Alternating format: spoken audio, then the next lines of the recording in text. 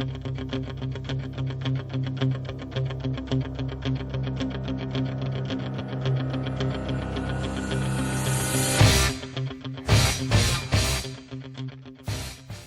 to Eye on the Tigers News. I'm Ashley Clement. Thanks for joining us for the news we've been following for you. President Donald Trump is preparing to tell the world whether he plans to follow through on his threat to pull out of the landmark nuclear accord with Iran and almost surely ensure its collapse. There are no signs that European allies enlisted to fix the deal have persuaded him to preserve it.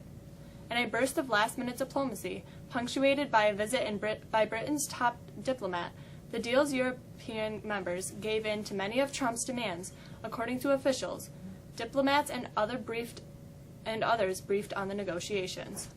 Yet they still left convinced he is likely to reimpose sanctions and walk away from the deal he has lambasted since his days as a presidential candidate. Under the 2015 nuclear deal, struck by the United States, Iran and world powers, most U.S. and international sanctions against the country were lifted.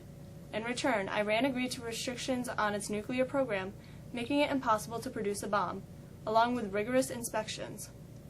If the deal collapses, Iran would be free to resume enrichment activities prohibited under the deal. New York Attorney General Eric Schneiderman, who helped himself out as a champion of women and a liberal foil to President Donald Trump, resigned from office after 4 women accused him of physical violence during intimate encounters. It was a swift and stunning fall for a Democrat who had pledged to use the power of his office to hold others accountable for abusing their power. In accounts published in The New Yorker on Monday, the woman described being violently slapped and choked, verbally abused and threatened by Schneiderman.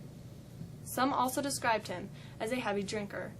The abuse often happened during what were supposed to be romantic encounters, but the woman said the violence was not consensual. Melania Trump gave a splashy launch Monday to her public awareness campaign to help children, calling it Be Best. In a rare twist on their White House roles, she commanded the Rose Garden lectern while President Donald Trump watched from the audience.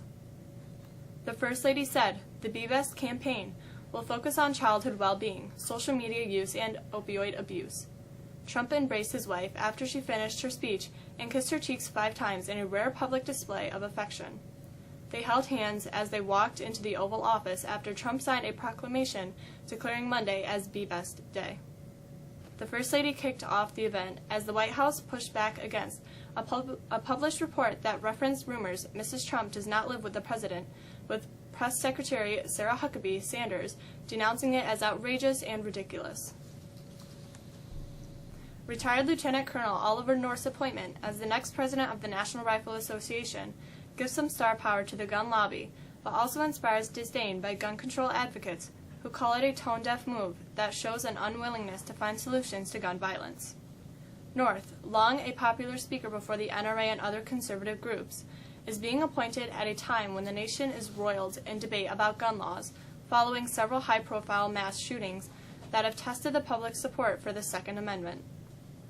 North, 74, the Marine at the center of the Iran-Contra scandal in the 1980s, and a darling of the right, will be the biggest celebrity to lead the 5 million-member gun lobby since Hollywood leading man Charlton Heston, who famously declared in 2000 that his guns would have to be taken from my cold dead hands.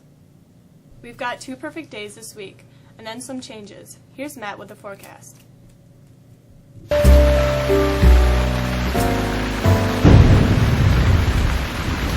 We started off in the 30s this morning, but it didn't take long for the May sun to go to work.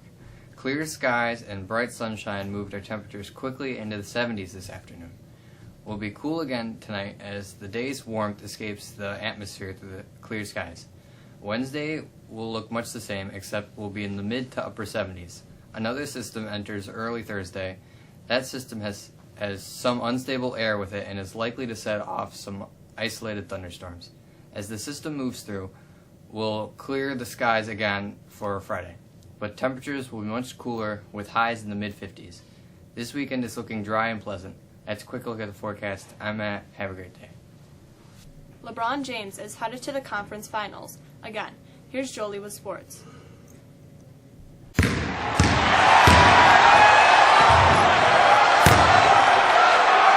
Their daughters are dropping off as quickly as the competition.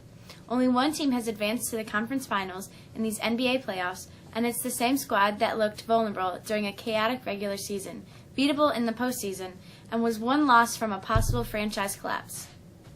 The ending's been postponed. The Cleveland Cavaliers aren't nearly finished.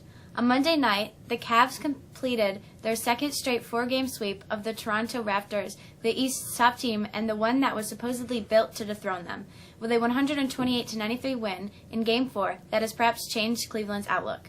LeBron James, whose future hangs over this city like a looming thunderstorm, scored 29 points with 11 assists and 8 rebounds on 12 of 19 shooting, an ordinary performance by his standards, as the Cavs won their 10th straight over the Raptors with one of their most complete games in months. The 76ers staved off elimination with a 103-92 win over the Boston Celtics in Game 4 on Monday night. In the West, the Warriors and Rockets can lock up a move to the conference finals tonight. Both are up 3-1 in their respective series. The Yankees and Red Sox will meet tonight to start a pivotal early season series with two of baseball's best teams looking to get a leg up on one another. The Yanks are winners of 15 of its last 16 games, and the Sox have been right there with them. Earlier today, Major League Baseball announced that the Yankees and Red Sox will face each other in 2 regular season games at the Olympic Stadium in London next year. Boston will be the home team for both of the MLB's first games in Europe on June 29th and 30th, 2019. The stadium will have a capacity of 55,000 in a baseball configuration. MLB says it is also, quote, committed to playing in London in 2020, and our intention is to establish a long-term footprint in that city, unquote. Mexico baseball was up and then even, and then broke it open on the way to its 14-8 win over Hannibal. Logan Craig, Reed Fravor, and Connor Marks each had 3 hits for the Tigers, who host Skinny Atlas this afternoon. That's a quick look at sports. I'm Jolie. Have a great day. Senior dinner dance tickets are now on sale. The price is $50, and you can get your tickets from Mr. McKenna or Mr. McGiff. Senior dinner dance is June 8th from 7 to 11 at the American Foundry. Attention fall athletes. Sport physicals will be held today, May 15th and 22nd in the nurse's office. This is the only time physicals will be offered for fall sports. Physicals are given by appointment only. Seniors, you should have received a yellow thank you card to fill out for graduation during your social studies class this week. If you did not receive one, please stop into the main office to pick one up. These are due to Mrs. Spalding by May 18th. We started off for Eye on the Tigers News. I'm Ashley Clement.